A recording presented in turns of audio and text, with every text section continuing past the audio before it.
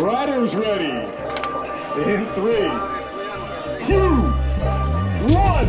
We are off and underway. This is stage 1 of the Murrieta. Hey gang, this is Matt at Cassette Cycling, and I have got a 2-for-1 special for you guys today. This is the Tour de Murrieta Omnium, and we've got day 1, which is a Grand Prix, and day 2, which is a circuit race, and we are going to dive right in. Okay, so day 1, Grand Prix. Like I said, this is an Omnium, so it's all points based. And we are in Murrieta, California, which is kind of equidistant between LA and San Diego, I think, kind of out in this like wine country area. It's kind of a sleepy little town, but they've been doing this race here for almost 20 years. And this course was really fun. It was very technical. I was just pretty stoked to be on not a 4-corner office park crit course. So as you can see, we've got, 1, 2, 3, 4, 5, 6 corners.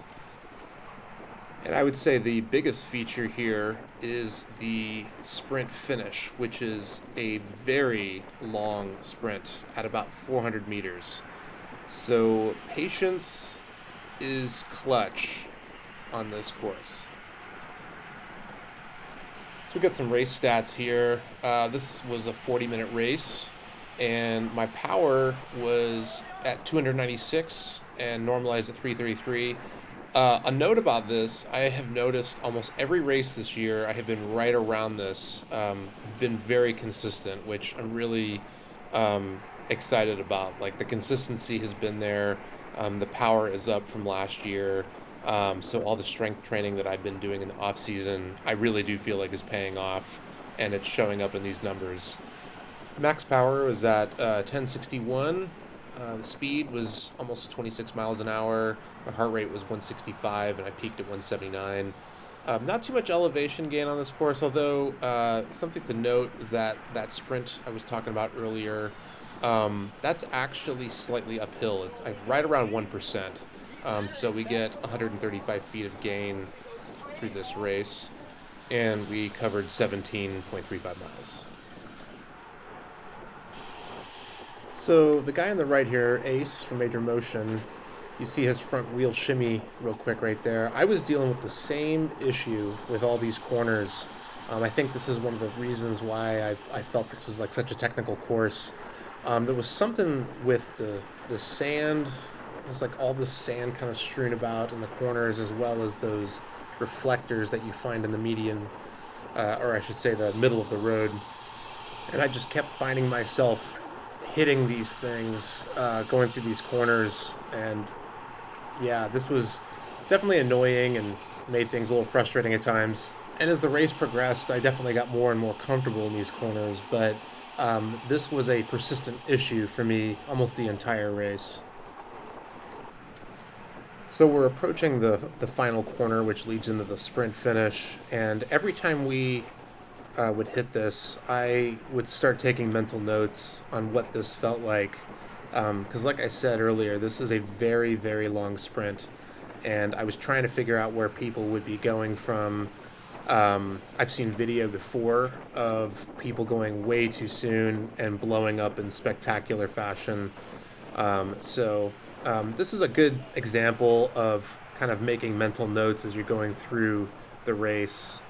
I did have one teammate with me today as well. This is Lance, our team captain. And prior to the race starting, we had made some plans, and we were looking to stick to those plans as best we could. So let's skip ahead and see how this race starts to unfold. As I mentioned earlier, this is an Omnium, which means that there's points on the line, and so there were some preem laps, and those were preem point laps.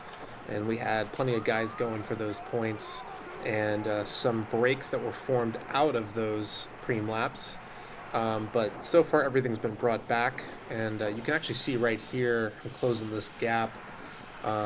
This is something that has been a big work in progress for me. You've heard me talk about this in other videos. Fill in these holes, moving up, not being complacent, with my position, and just trying to be more proactive with advancing within the peloton. This is something that I was thinking a lot about during this race, and I do hope to get to the point where I don't have to think about it as much. But every one of these races, this is really good practice, and an opportunity to better myself in this way. Here's another example. The guy in the big orange kit right in front of me, this is Jack O. He's an excellent wheel. Stick around. He's always in contention for podium almost every race. And yeah, we just moved up there and made up some wheels. So my teammate, who's about to enter the field of view on the right in the red and black there, he and I were making a point to stay very communicative throughout the race. He was reminding me often about the need for me to move up and to stay consistent with advancing my position as often as I could. And again, this is something that has not come natural for me at all, and I really do have to stay on top of this throughout the course of these races. So it's great that I have a teammate that is reminding me of that.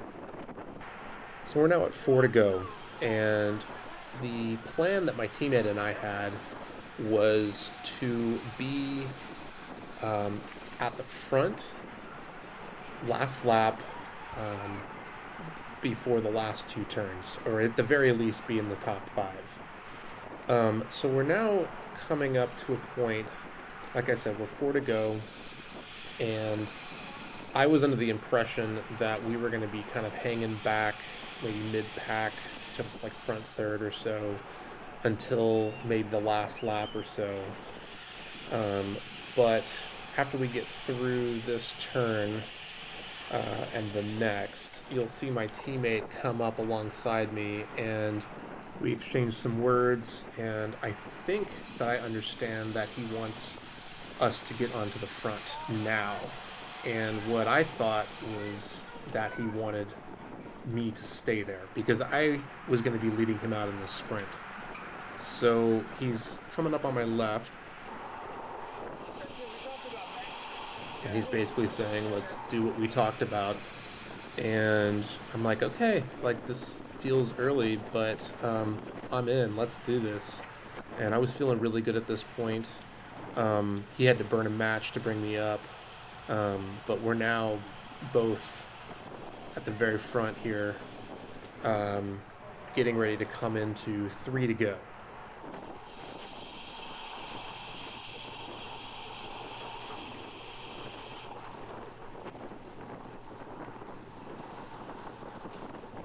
So you can see my teammate drift back here, and I'm not sure if he was talking to me or to Johan there, who just shook his arm. This is kind of what I'm highlighting all this for. Communication is so important, and like I said, we were practicing like being very proactive with communicating, and I actually think we did a really good job of this race. But sometimes even so, you can get your wires crossed, and here I am on the front, and you can see from the power down below that I'm definitely doing some work, as you would expect when you're on the front. And so, like I said, my legs felt great, but I knew this was gonna be a match that I'm going through, that I wasn't quite sure I wanted to burn this early. But again, I thought my teammate wanted me up here leading the charge. Because, another thing about this course, with it being as technical as it is, you tend to get real surgy through these corners. Some of these corners were slower than others. And so if you're towards the back, you're going to be having to use a lot more power as the field kind of gets that slinky effect going. So it did feel great being up on the front here. It felt a lot more even and controlled.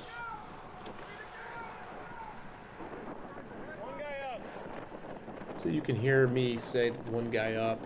There was a guy that had gone off the front a short while ago, but he didn't seem too threatening, and it seemed like we were slowly closing the gap on him.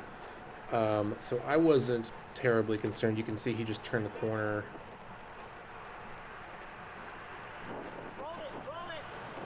So my buddy Justin, who just passed on the right there, him and his teammate, you could hear them say, roll it, roll it. It looks like they're very motivated to chase this breakdown. And so I was just planning on camping out behind them. And I'm assuming that they were going to be trading pulls. And that is exactly what happened. So yeah, I just stuck third wheel here. And you can see things are pretty fast, single file. So this is good, actually. I like when things stay this hot and get this this kind of strung out in single file, especially this late in the race, being in the position that I'm currently in. So we're coming in on 2 to go, and these guys have been doing a bunch of work, and it appears that they are not showing any signs of stopping anytime soon, so things are looking pretty good at this point.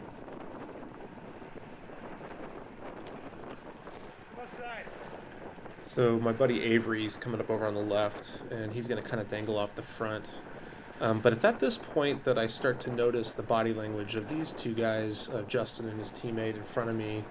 And it seems like they're starting to get into the hurt locker a little bit, and they're not looking as strong. You can usually see this with the cadence, head bobbing, looking around. These are definitely indicators that they're not as like in the zone.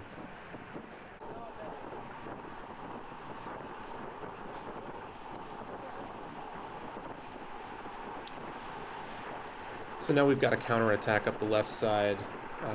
This is something I've come to expect in these situations. You know, anytime you have guys slowing in the front, there's going to be a reaction to that, and that's exactly what's happened here. So we're going pretty quick here, and this next corner was pretty tricky with these parking spaces and the curb that kind of sticks out there. So if you hit that going too fast, you're going to end up eating that curb. So I had to scrub a little bit of speed going through there.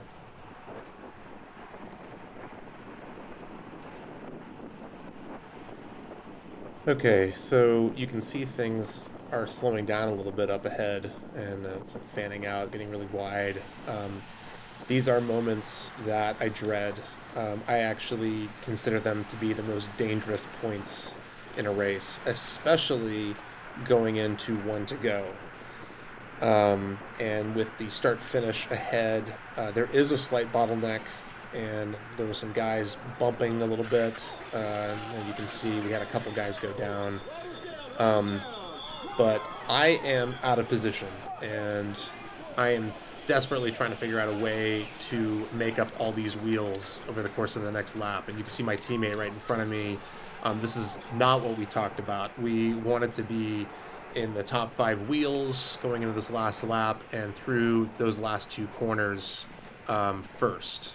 So here we are needing to figure out a way to right the ship. And for me, importantly, I need to figure out a way to get in front of my teammate and to bring him up as much as I possibly can before those last 2 turns.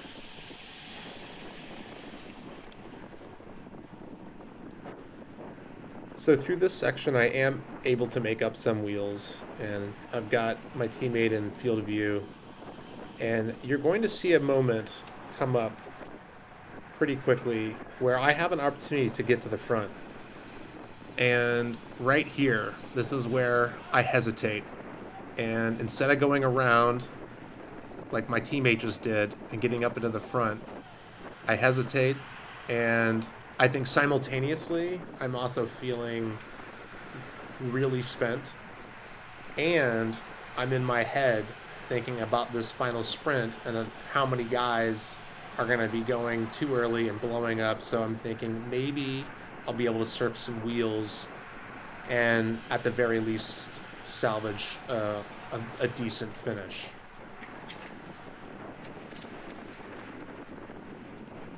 So I get pinned temporarily behind this guy, and I'm able to move around But you can see what I'm talking about with this sprint, this 400-meter sprint, and as expected, you start to see guys slow up about halfway through because it's not a 200-meter sprint. You know, like 400 meters is a long way, and so I'm just, man, this is so tough to watch. Had I gotten through that second to last corner and actually made my move up to the front when I had the opportunity, um, God, this could have been a very different outcome for my teammate and I, considering the amount of work that I did on the front those last few laps and the miscommunication we had there.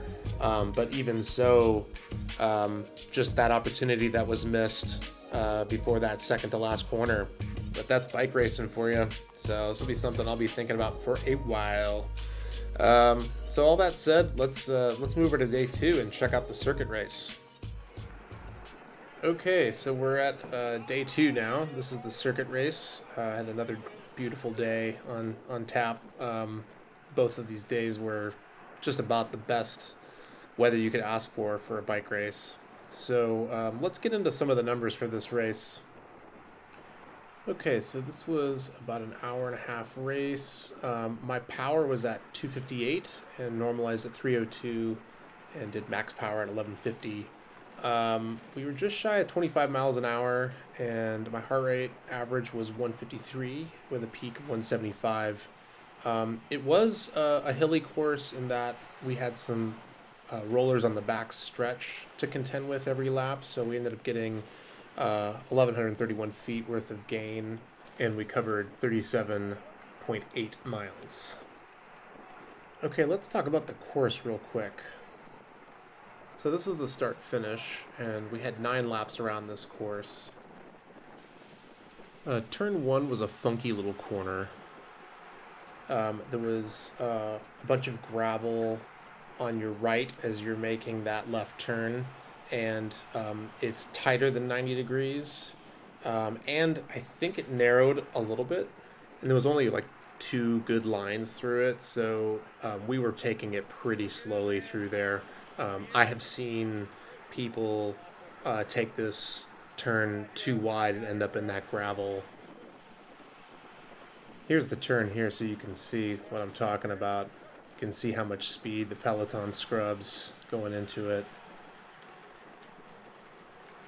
There's also that sand strewn out from left to right out of that corner. I think now would be a good time to mention too that this is my second time doing this race. I raced this last year as a Cat 4, and I actually got dropped with about half a lap to go. So today I was planning on finishing with the field at the very least. That was definitely a goal of mine going into today. So while this is considered a circuit race, this feels more like a road race to me, and I'll tell you why.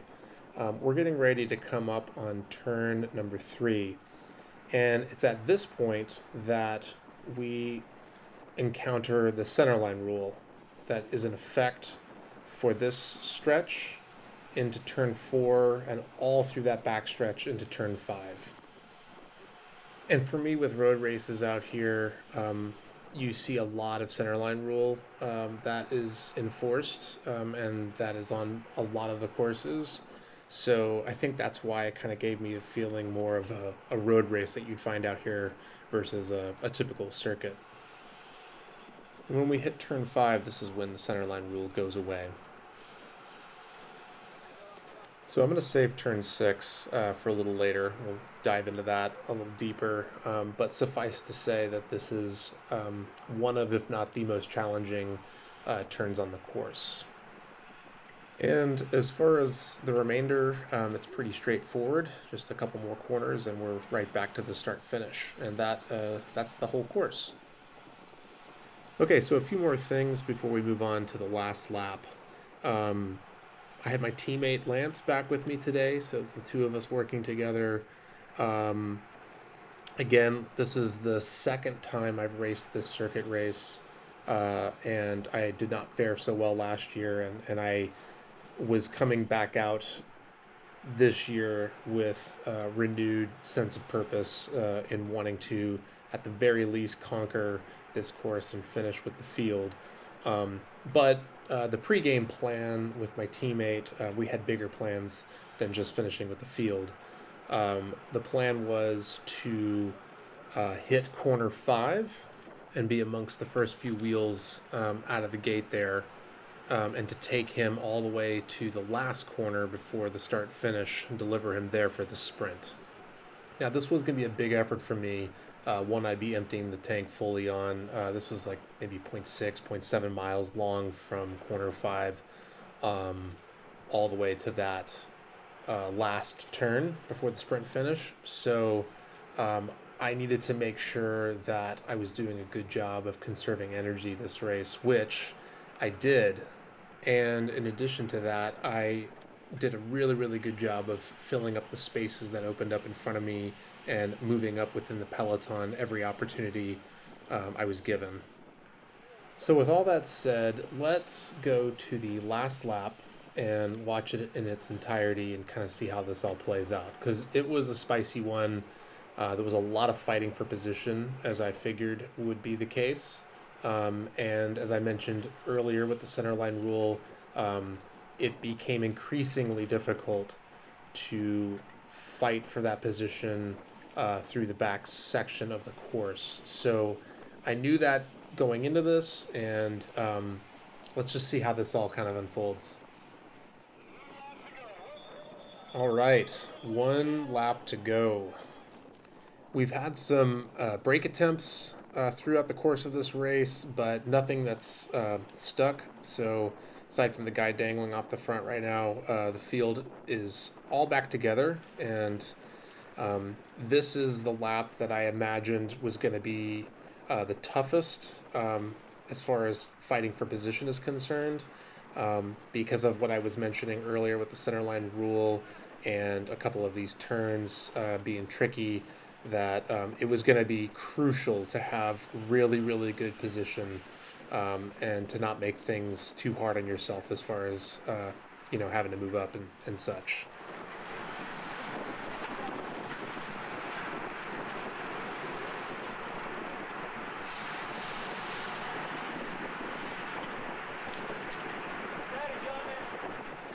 So there was a lot of chatter at this point in the race because you could feel the energy level move up a notch or two, and things were starting to get real twitchy with people making some erratic movements and such. So, I think the entire field was just kind of on edge here.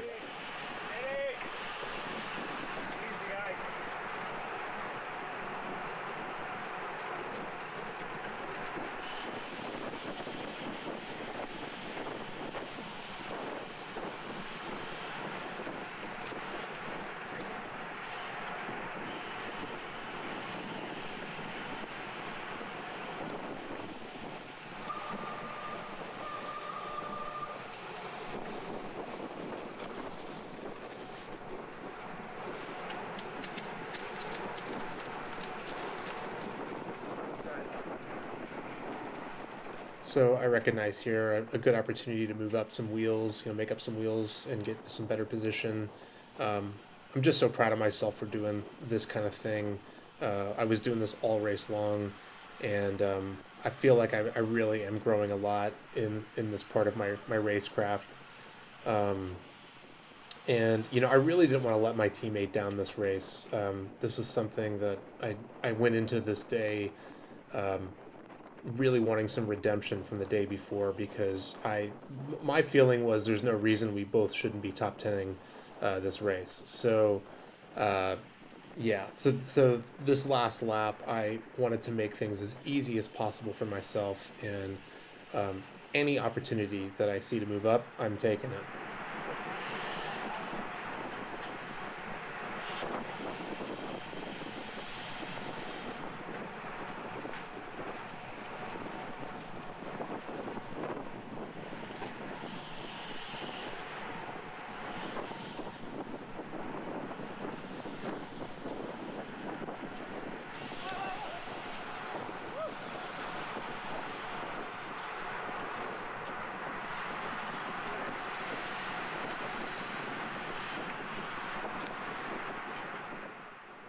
And with the center line rule in effect now, you can see just how bunched up things get. We're, what, 4 guys wide, but it becomes increasingly difficult through this section to move up. So there's some key points on this back stretch that we get into that I recalled from earlier laps, from previous laps, where there's opportunities to move up and to advance.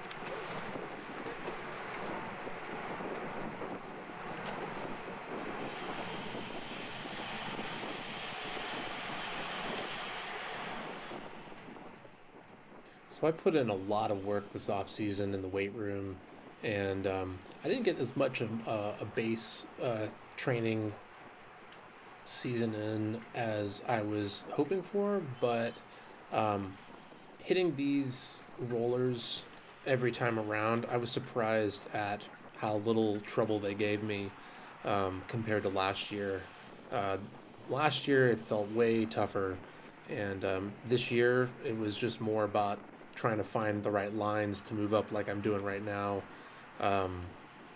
And so it's really nice to see when you put in a lot of hard work and you see it pay off in ways like this, like little ways, but for sure these kinds of things add up and help immensely.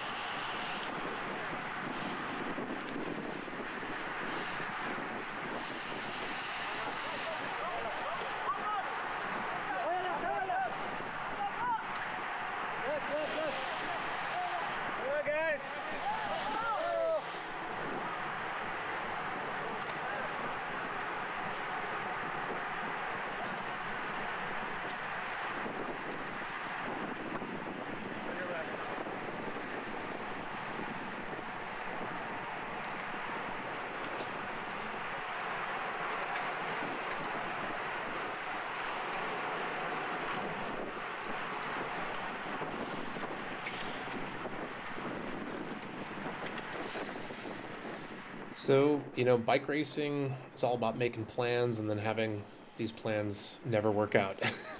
Usually, you can see that I'm a little further back than I'd like to be. So I am trying to figure out a way to get the job done.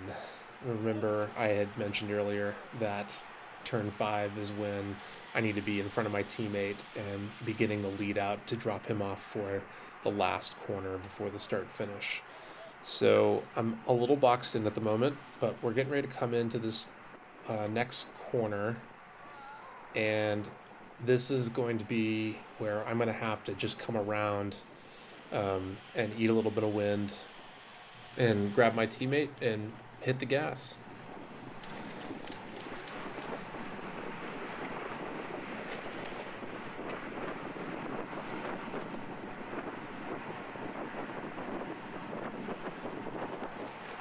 Go time, Lance.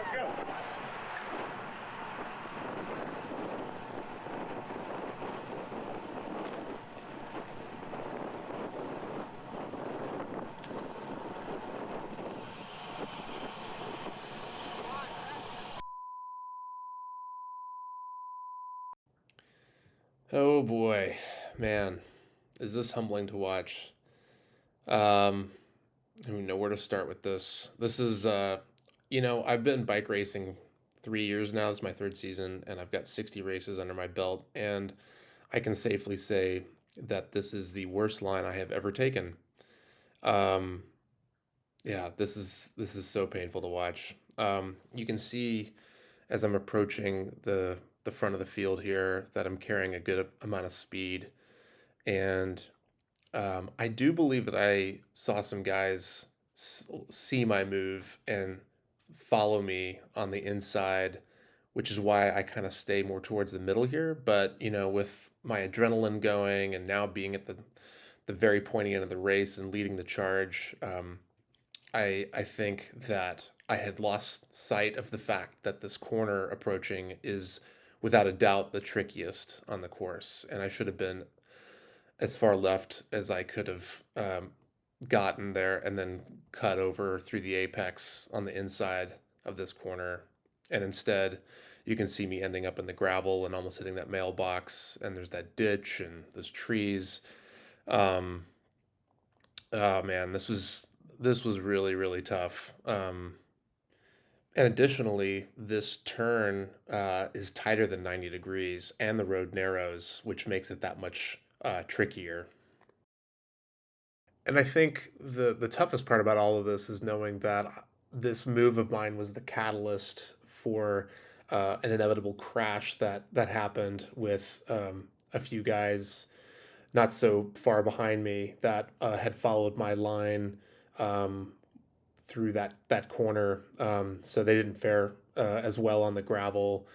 And it, it's just, I know that this is part of bike racing, but you try to be a reliable wheel out there and a steady wheel. And like I said, this is 3 seasons so far of me racing with 60 races under my belt, and never have I ever taken a line this poorly. But to those reasons I mentioned earlier, and add into the fact that my adrenaline was going super high, because this was it. This was go time. This was when we were gonna we were gonna get the podium, and it was like at this point it was looking so good, and this was about to be a really really really really good lead out, and this would have gotten my teammate up on the podium for sure. I have no doubt about that. Um, but yeah, just seeing this again, you can see as I'm coming up on the left, I can already see guys accelerating because they've noticed me. And so I move closer into the middle. And at this point, I really needed to be as far left as I possibly could get, given that I'm going almost 32 miles an hour through this section. And I would like to add that I think I thought I had more road to work with before the turn than I actually did. So yeah, right here you can see the turn already, and that I should be over by this tree on the left, just hugging that line and then cutting in and hitting that inside apex. And I think I could see even in this moment here that I had already started scrubbing brakes just a little bit, because I could see that I was overcooking this and I was going to end up in the gravel. You can see the mailbox there. There's a ditch, a metal fence, and then this tree. Um, Maybe I could have kept my speed and chanced it on the gravel and then just kind of bounced back up onto the asphalt. But, I don't have that much experience off road. In fact, I have very little. So I don't necessarily trust myself in the dirt. I'll bring it back and we can watch it in real time, and I'll just let it play out from there.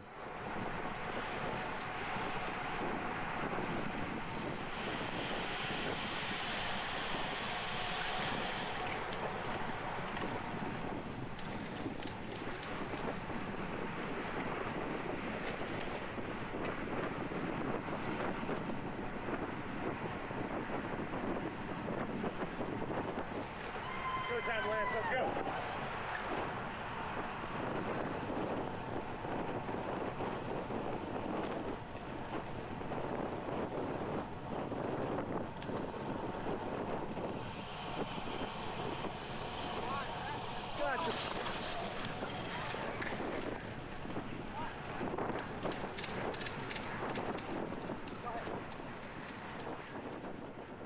So I'm a big believer in being super transparent. I've always been this way. Showing you guys something like this, like where I just had this huge uh, mistake. It's not easy, but I think it's important, so we can all kind of learn from this. Um, and most of you guys watching are probably amateur bike racers like myself. Um, you're gonna have some good days and some bad. And this was a really good day up until it wasn't. So again, this is the way bike racing goes sometimes. So considering what just happened, I feel like it's almost a miracle I was able to salvage a 14th place finish in this race, but I did, and was able to, as you saw, kind of hop back in there and use what power I had left to try to hold that position. So I don't know. This was tough. It's extra tough because I'd gone almost a full hour and a half running a really excellent race, and to have it end this way is just such a bummer. But this is what makes bike racing so complex and so heartbreaking at times. So just wishing everyone that went down a speedy recovery, and thanks for joining me on this one, gang. I'll see you on the next.